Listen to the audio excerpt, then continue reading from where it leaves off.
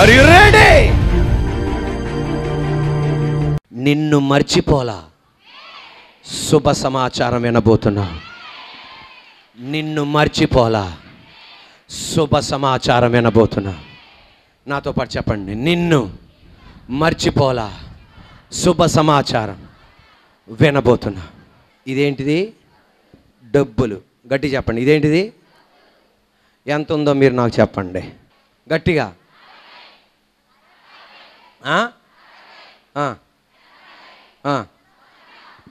Are you ready? నా చేతిలో ఎంత ఉన్నాయి? ఇది ఇలా ఉండటం నాకు ఇష్టం లేదు. నాకు ఈ 100 రూపాయలు ఇలా పట్టుకోవడం నాకు ఎలాగుంది? నచ్చల, నామోషగా ఉంది. అంటే అంత అఫీషియల్గా ఉండదు కదా. ఒకేసారి 2000 రూపాయలకి అయితే బాగుంటుంది. Are you ready? ఇప్పుడు ఇది ఎంత? 100. నేను ఈ తమ్ముడితో చెప్పా, నాకు ఈ చిల్లర వద్దు, నేను ఏం చేస్తా, ఈ చిల్లర ఇచ్చి నేనేం చేస్తా, తీసుకుంటా. నాకు ఇచ్చేనా? ఇదెంత? డూప్లికేట్ కాదు, ఒరిజినల్ కాగితం. ఇప్పుడు నేను ఆయనకి ఎంత ఇవ్వాలి? 100. ఇప్పుడు ఎంత ఇచ్చా? ఇప్పుడు ఎంత ఇచ్చా? నువ్వు కూర్చో. నేను ఎంత ఇస్తా అని చెప్పా, కానీ ఇచ్చింది ఎంత? మిగతా ఏం చేశా? మిగతా ఏం చేశా? నా జోబులో ఉంచుకున్నా. ఆయనకి ఎంత బాధగా ఉంటుంది చూడండి.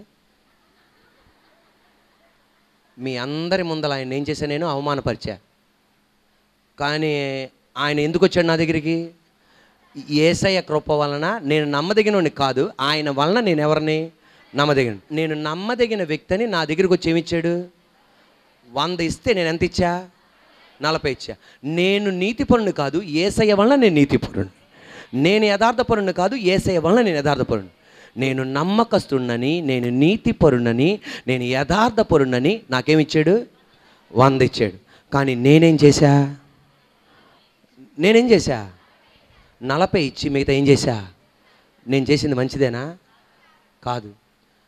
మీ అందరి ముందల అవమానపరిచా, మీ అందరి ముందల అతన్ని నిందపరిచా. ఈరోజు ఒక మాట గమనించండి. ఇక్కడ కూర్చున్న మన జీవితాలు ఎలాగ ఉన్నాయి తెలుసా? ఆయన ఎంత ఇచ్చాడు? 100. ఇచ్చిందంత? ఇంకా ఎంత రావాలి? ఆయనకి మనసులో వేదన ఉందా లేదా? నానా చెప్పు, వేదన ఉందా లేదా? గ్యారంటీగా ఉంది. నన్ను నమ్మిచ్చాడు, కానీ నేను ఇచ్చిన దానికి ఎంత మాత్రమే? 40 మాత్రమే. మిగతా 60 నా దగ్గర ఉంచుకున్నా. నేను చేసింది అతనికి నచ్చలా. ఈరోజు మన జీవితంలో కూడా ఇదే. 100% దేవుని కోసం నిలబడతాం, కానీ నీకొచ్చే జవాబు ఎంత తెలుసా? 40% మాత్రమే జవాబు. 100% కష్టపడతాం, నీకొచ్చే జవాబు ఎంత తెలుసా? 20% మాత్రమే. ప్రార్థన చెప్పి ఉపవాస ప్రార్థనప్పుడల్లా 30 రోజులు ఉపవాసం ఉండి నువ్వు ప్రార్థన చేస్తావు, నీకొచ్చే జవాబు ఎంత తెలుసా? 20% మాత్రమే. నువ్వు ఎప్పుడు రాత్రిపూట నిద్ర మానేసి నువ్వు ప్రార్థన చేస్తావు, నీకొచ్చే జవాబు ఎంత తెలుసా? 40% మాత్రమే. మిగతా నీకు జవాబు అందట్లా. నువ్వు ఎంత కష్టపడుతున్నావో అంత నువ్వు జవాబు పొందట్లా. నీ హృదయంలో ఏం కలిగిద్ది? వేదన కలిగిద్ది. ఈ తమ్ముడు ఏమనుకున్నాడు తెలుసా? నీ పేరేంటి నాన్న? శ్రీను. ఈ తమ్ముడు శ్రీను ఏమనుకుంటున్నాడు తెలుసా? ఎందుకు నేను ఇచ్చానా? ఆ తమ్ముడు శ్రీను ఏమనుకుంటున్నాడంటే, ఆ శ్రీను గారు ఏమనుకుంటున్నారంటే, ఎందుకు ఇచ్చానా ఆయనకి? ఇవ్వకుండా నేను ఉంచుకుంటేనే పోదు కదా. ఈరోజు నీ జీవితంలో కూడా ఏంటి తెలుసా? ఎందుకింత కష్టపడుతున్నా, ఎందుకింత శ్రమిస్తున్నా, ఎందుకింత ప్రార్థన చేస్తున్నా, ఎందుకు ఉపవాసాలు ఉంటున్నా? ఉపవాసాలు ఉన్నట్టుగా ఆయన నాకు జవాబు ఇవ్వట్లేదే, ప్రార్థన చేసిన నాకు జవాబు ఇవ్వట్లేదే, దేవుని కొరకు నిలబడినట్లా కానీ జవాబు ఇవ్వట్లేదే, ఎందుకు నాకు జరగట్లా? ఒక మాట మీరు గమనించండి. నేను అంతతో అతన్ని వదిలేను, అతనితో నేనేం చేస్తానో తెలుసా? Are you ready? శ్రీని గారు రండి. ఆయనకి ఎంత ఇచ్చా? మళ్ళా పిలిచా. నువ్వు మర్చిపోయినా నేను మర్చిపోను. నువ్వు వేదన పడుతున్నావని నాకు తెలుసు, నువ్వు ఇబ్బంది పడుతున్నావని నాకు తెలుసు. ఇదిగో ఇప్పుడెంత? ఇప్పుడెంత? ఇప్పుడెంత? ఇప్పుడెంత? ఇది నా దేవుడు నీకు నాకు ఇచ్చే. నువ్వు కష్టపడినంతగా దేవుడు నీకు ఇవ్వట్లేదా? నేను అతనికి 100 ఇవ్వడం మాత్రమే కాదు, మరలా ఇంకొక 100 ఇచ్చా. నా దేవుడు నువ్వు కష్టపడినంత జవాబు నీకు రావట్లేదా? నువ్వు భయపడకు. అంత మాత్రమే కాదు, దానికి మించి నీ ఒడిలో అణించి కుదించి నీకు దిగజారే మట్టుకు దేవుడు చేస్తాడు. రూతు తన ఇంట్లో తన మామయ్య మరణం చూసింది. రూతు తన తోటి కోడల భర్త మరణం చూసింది. రూతు తన భర్త మరణం చూసింది. 3 మరణాలు చూసిన ఈ రూతు యెహోవా దేవుణ్ణి ఆరాధించినా సేవించిన పెద్ద ఏమీ లేదురా నాయనా, ఈ దేవుడిని నమ్ముకున్న ఒకటే, మన దేవుడి దగ్గర ఉన్న ఒకటే, వీళ్ళ దేవుడి దగ్గర నమ్ముకుంటే మా మామయ్య చచ్చిపోయాడు, నా తోటికోళ్ళ భర్త మరణించాడు, నా భర్త మరణించాడు, ఇక నాకెందుకు అనుకోవాలా. కానీ అవన్న మాట ఏంటి తెలుసా? నీ దేవుడే నా దేవుడు, నీ జనమే నా జనం, మరణము తప్ప మన ఇద్దరిని ఎవ్వరు వేరు చేయరు. ఒక మాట మీరు గమనించండి, ఆమె 100% ఇచ్చిందా, 50% ఇచ్చిందా? 100% ఇస్తే ఆమెకు వచ్చిన ప్రతిఫలం ఏంటి తెలుసా? యేసయ్య కృప వలన పోయిన వారం మా తమ్ముడు ప్రసంగం చేశాడు, పరిక్కలేరే పనిచ్చాడు. అంటే చెట్లలో ఫలాలు అన్నీ కాపుకాయగా అన్నీ తీసేసి మిగిలిపోయిన ఏరటానికి ఆమె ఇచ్చిందంత గట్టిగా చెప్పండి. కానీ ఆమె కోసేది 5%. ఆమె ఇచ్చింది 100%, ఆమె కోసేది 5%. దేవా, ఓర్ఫా 100% ఇచ్చిందా, 50% ఇచ్చిందా? 50 కూడా ఇవ్వలా, 0% ఇచ్చింది. ఏమి ఇవ్వలా. ఏమేమనుకుంటాం తెలుసా? దేవా, ఎంత వెల చెల్లించానయ్యా నీ దగ్గర రావడానికి, నా ఊర్లో కూడా పరికిలేరలేదయ్యా తండ్రి, నేను నా ఊర్లో పొలం పని కూడా సరిగ్గా చేయలేదయ్యా, మా నాన్నలు నన్ను కష్టపెట్టలా, మా అమ్మ నన్ను అలా పనికి పంపించలా, 100% నీకు ఇచ్చా, 5% పరికలు కోసుకుంటున్నా, 5% మాత్రమే, మిగతా 95% ఎవరి చేతిలో ఉంది? దేవుని చేతిలో ఉంది. కానీ నా దేవుడు ఒక రోజున శ్రీను గారిని పిలిచినట్లుగా నా దేవుడు రూతుని పిలిచాడు. రూతు ఇట్రా అన్నాడు. ఇప్పుడు ఆమెనండి, రూతు ఇట్రా అన్నాడు. ఇప్పుడు ఆమెనండి, ఒడిలో కొమ్మరించాడు. నువ్విచ్చింది 100%. పిల్లల పిల్లల పిల్లల పిల్లల పిల్లల తరం తినబోతున్నాడని చెప్పాడు. ఎక్కడ యేసయ్య పేరు జ్ఞాపకం ఉంటే అక్కడ రూతు పేరు చివర్లో పెట్టించేటట్టు చేశాడు. బైబిల్ గ్రంథంలో ఆమె పేరు లిఖింపజేశాడు. హల్లెలూయా. విధవరాలు, 2 పిల్లలు, తన భర్త దేవుని కోసం అద్భుతంగా నిలబడినోడు. తన భర్త అప్పులు ఎందుకు పాలయ్యాడు తెలుసా? ఆహాబు రాజు ప్రవక్తలను చంపుతుంటే ఈ విధవరాలు యొక్క భర్త ప్రవక్తలను చంపకూడదని చెప్పి 50 మందిని ఒక గృహంలో దాచాడు. వీళ్ళని పోషించడానికి అప్పులు పాలైపోయాడు. భర్త చచ్చిపోయాడు. భర్త మరణించగానే తన భార్య, 2 బిడ్డలు, ఇంట్లో సామాన్లన్నీ తీసుకెళ్ళిపోయారు. చివరాఖరికి 2 కొడుకులను కూడా తీసుకెళ్ళిపోతున్నారు.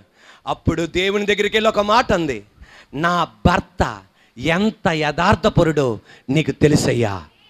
ఇప్పుడు ఆమెనండి, నా భర్త ఎంత యథార్థపరుడో నీకు తెలుసయ్యా. గర్వంతో కాదు, నా భర్త ఎంత యథార్థపరుడో నీకు తెలుసయ్యా. ఆమె నల్లపోయారే, నా భర్త నీ సేవ కొరకు ఎంత ఖర్చు పెట్టాడో తెలుసయ్యా. నా భర్త ఎంత శరీరాన్ని నలగొట్టుకున్నాడో నీకు తెలుసయ్యా. ఇప్పుడు అప్పులోళ్ళు నా బిడ్డలను తీసుకెళ్ళిపోతున్నారయ్యా. నా భర్త ఇచ్చింది 100%, నువ్వు మాకు 1% కూడా ఇవ్వలేదయ్యా. మమ్మల్ని నువ్వు మర్చిపోయావా? దేవుడు అన్నాడు విధవరాల్ని, అమ్మా నా దగ్గరికి రా, నీ బిడ్డలు కూడా నా దగ్గరికి రండి, మీరు రండి నా దగ్గరికి. నూనెను అభివృద్ధిపరిచారు, వారి బతుకులో ఆహార లోటు లేకుండా చేశాడు. నేను శ్రీను గారి దగ్గర తీసుకున్నట్లుగా 100 తీసుకొని 40 ఇచ్చి మిగతా 60 దాచిపెట్టుకుంటే, చెడ్డ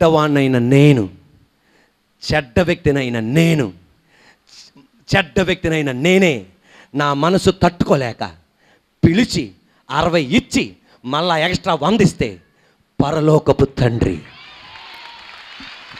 నువ్వు ఎంత కష్టపడ్డావో దానికి రెట్టింపులిచ్చి, నీది కూడా ఇచ్చి, మొత్తం ఇచ్చి, నిండి పొర్లేటట్టుగా, తరతరములు తినేటట్టుగా నా దేవుడు చేయగలడు. Praise the lord. ఒక మాట మీరు గమనించండి. Are you ready? Are you ready? నీ ఇంట్లో కూడా నువ్వు చేస్తున్న ఎంత దేవునికి ఇస్తున్నావో దాన్ని మర్చిపోయే దేవుడు కాదు. నేననేది డబ్బు మాత్రమే కాదు, అది నీ ఆరోగ్యం అవని. నిద్ర వస్తున్నా నిద్ర పక్కన పెట్టి దేవుడా అని ప్రార్థన చేస్తున్నావే, ఆర్థిక ఇబ్బంది అయినా దేవుని కొరకు నువ్వు ఇస్తున్నావే, ఆ 100% నువ్వు ఇస్తున్నావే, ఆ 500 నువ్వు ఇస్తున్నావే, దేవాది దేవుడు చెప్పేది నేను తిరిగి నీకు ఇస్తా, తగిన సమయంలో నీ ఒడిలో కుమ్మరిస్తా, నీకొక శుభ సమాచారం వినిపిస్తా. Are you ready? మనందరి జీవితంలో ఒక శుభ సమాచారం వినిపిస్తాడు. నిన్ను ఆయన, చెప్పండి గట్టిగా, నిన్ను ఆయన. హల్లెలూయా. నువ్వు కష్టపడింది ఆయన మర్చిపోలా. Praise the lord. నువ్వు ఇచ్చింది ఆయన. Praise the lord. ఎంత వేదనగా ఇచ్చావు మర్చిపోలా. మీ అమ్మ నాన్న ఎంత త్యాగంతో నిలబడ్డారు ఆయన మర్చిపోలా. దాని తగ్గింది నేను నీకు ఇస్తా. వేగంగా లేచి నిలబడండి, ప్రార్థన చేసుకుందాం. దేవుడు నాతో మాట్లాడాడు, ఖచ్చితంగా నాకు దేవుడు తిరిగిస్తాడు. హల్లెలూయా. 5 రొట్టెలు 2 చిన్న చేపలను ఇచ్చాడు. నా దేవుడు 12 గంపలు తిరిగి ఇచ్చాడు. ఈరోజు నా దేవుడు నీకు తిరిగి ఇచ్చి తీరతాడంతే. పేతురు తన పడవనిచ్చాడు, నా దేవుడు తిరిగి చేపలతో నింపాడు. ఈ రోజున యేసయ్యకి చెప్పు, యేసయ్యా, యేసయ్యా, నన్ను మర్చిపోయావేమో అనుకున్న రోజులున్నాయి, కానీ యేసయ్యా ఈ రోజున మీరు నన్ను ధైర్యపరిచినందుకు స్తోత్రం.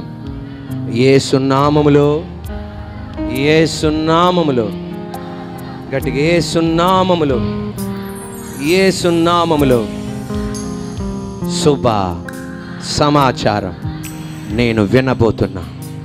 యేసు నామములో జరుగును గాక.